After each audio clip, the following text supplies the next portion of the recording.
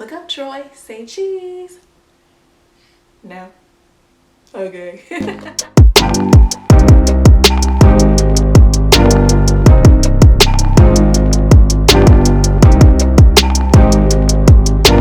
y'all, hey, Chris here once again. Hope you guys are doing well and staying safe.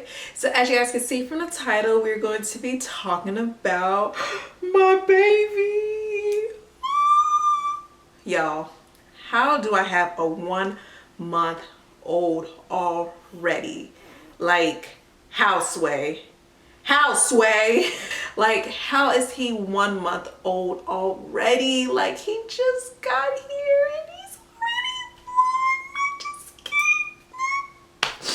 I guess it hits different, like hard, because this is pretty much the last one, unless God has other plans. You know, he's pretty much the last go round, and it's just kind of emotional. You guys follow Kadeen Ellis on Instagram. She posted a video about that. I was like, same sis, same. Because I don't know what it is. It's just an emotional feeling. Like, the more, you know, it was already emotional when he got here. And then now that he's already a month old, it's like, man, like, it's been a month already. So I'm just trying to cherish every moment, every milestone, just everything about him, because before I know it, he's gonna be a 4-year-old like my son and an 8-year-old like my daughter. And time is just a thief, man. Stop stealing time. So let's talk about his 1 month progress. So without any further ado, let's get it. If you're new here, welcome. Hey girl, hey. Make sure that you are subscribed and hit that notification bell twice, so the way you are notified every time I post a video. And if you've always been here, girl, you know I love you. I've been so sleep deprived and just tired, but I told myself that I need to, you know, keep going, keep pushing, and you know, all of that. So he was actually due on April 30th, and he came on April 19th on the same birthday as the person he is named after, who is Troy Polamalu, number 43, Hall of Famer, Pittsburgh Steelers. Y'all know the big guy. He has to give an intro for his favorite player. So he was born on the same day as the guy he is named after. He was born 6 pounds 5 ounces, but at his 2-week appointment, he weighed 7 pounds and 9 ounces. Yeah, 7 pounds and 9 ounces. So I think he's gained more because as you guys can see, he is really filling out. Let me see if I can get closer. Say hey, boo boo. Hey. Aww. So as you guys can see, like, he's finally got a little chin going on. He has a little, just not really rolls, but oh my god, look at those tiny thongs. Oh my god, look at those tiny thongs. Oh my goodness, so precious. So yeah, he is starting to fill out a little bit more.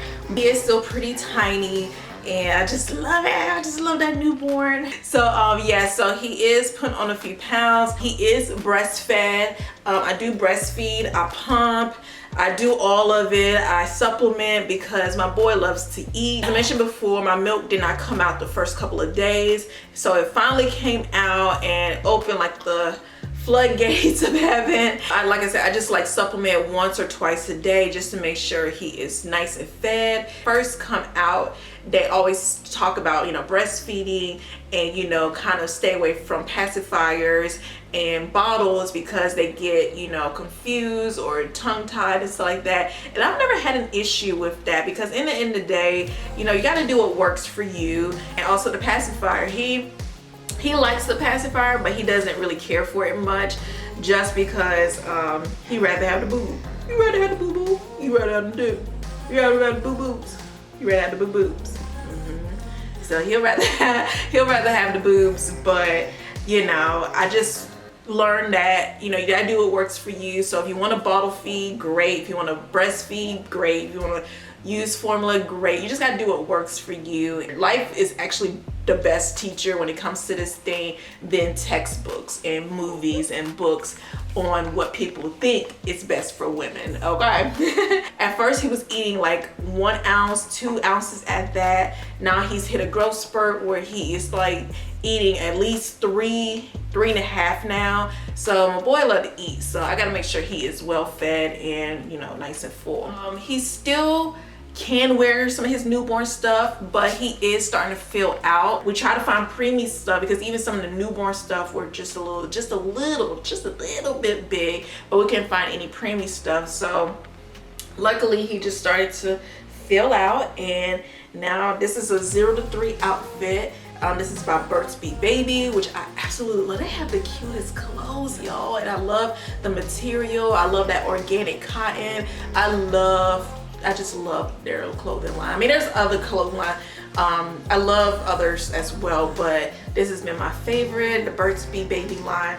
But this is a size 0 to 3, and it's starting to fit him a little bit. Like I said, it's still a little big, but it fits him for the most part. I have a little bit of jaundice at first when he was first born. Same thing with Tristan, he had jaundice too. That's why when they sent us home on the first day, or the next day, excuse me, you know, I was kind of concerned because I was like, okay, well, don't they have to monitor the jaundice and stuff like that? But of course they tell you to, you know, let them get some sun, because I know like at a hospital they have like the machine that they put them under to help with the jaundice, but we just cured it at home. We took him outside, got him some fresh air, and so the jaundice has gone away. His eyes look a lot better. They're not as yellowy as they were before. So won't he do it? Yes, he is. As far as sleeping, that's why sometimes I pop in, sometimes I don't, because if I don't, I'm tired. Like, one thing I'm learning is that I gotta take care of me. I gotta put me first. I gotta put me first. Of course, I'm taking care of my kids. Like, they're my priority, and I love my babies so much. So of course, they're top priority too. But I told myself that I'm not gonna let myself go. I'm not going to sit there and dwell in my exhaustion, because postpartum depression is real, y'all. And luckily I didn't have it too bad with Tristan. It was awful with Maddie. Like, I don't know if it was just because I was a new mom, just transitioning, you know, from work to home, and being a new mom, a new wife. Like, it was just a lot of newness for me that I guess, I don't know what it was, but he's only sleeping about 2-3 hours at a time, waking up to be fed. He wakes up to just giggle. He just wakes up to giggle around. He does not like the bassinet. We use the Halo. We have the Halo bassinet. I can link it down below. But he will not stay asleep in it. And I know, like, a lot of moms complain about babies not sleeping, or, you know, why won't they go to bed and everything. But you have to remember, the babies were in our bellies for 9 months. The babies were in our bellies, they established their own routine.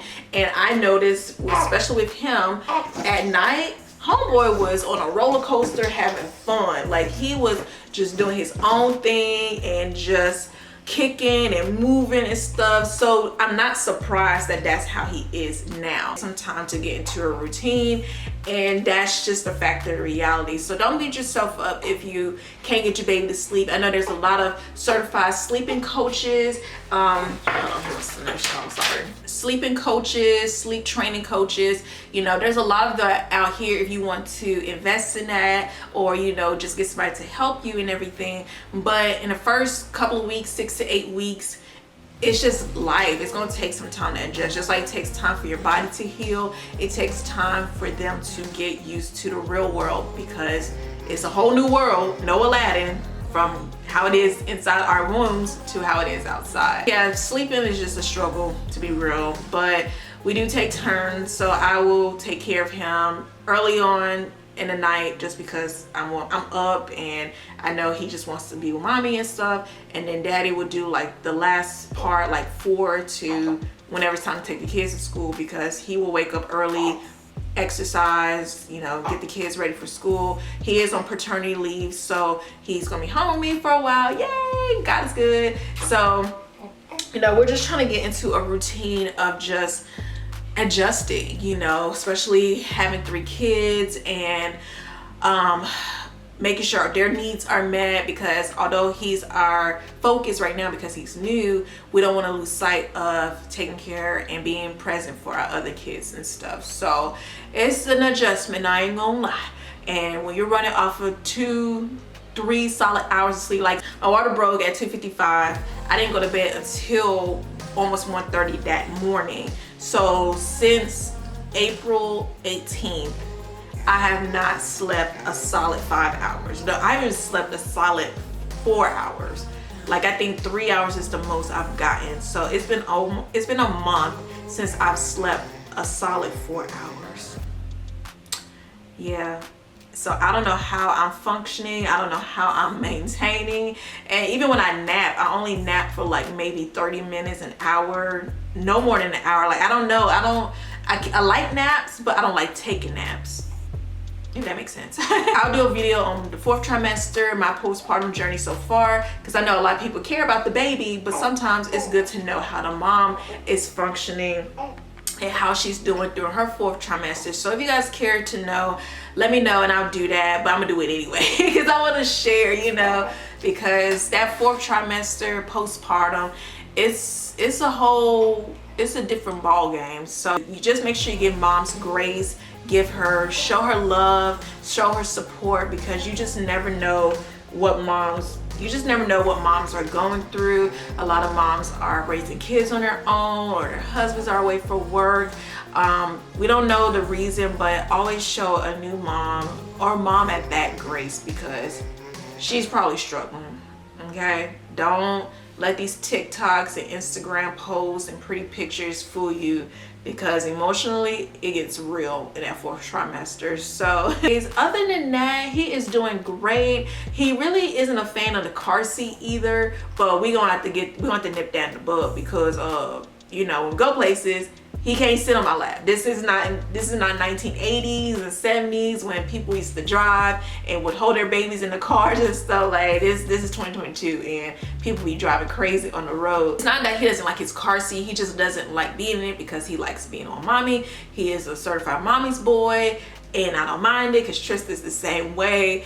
Tristan was the same way and he's still that same way, so hopefully he'll continue to be that way. But yeah, other than that, he is healthy, he is growing, he's just so precious. Like, oh my gosh, I love my baby so much. So I hope you guys enjoy hearing his 1 month update. So of course I'll continue to do monthly updates for you guys about his growth. Oh, his head, like, I don't know if you guys know, but like the baby's skull is split because of the way it comes out at the birth canal. So there's still like a little space here, which it really concerned me at first, but I forgot about their skulls. So hopefully it'll start to heal and get better and everything. And oh, he was experiencing colic as well, he was just gassy, farting up a storm. Like, he had some grown people farts, okay?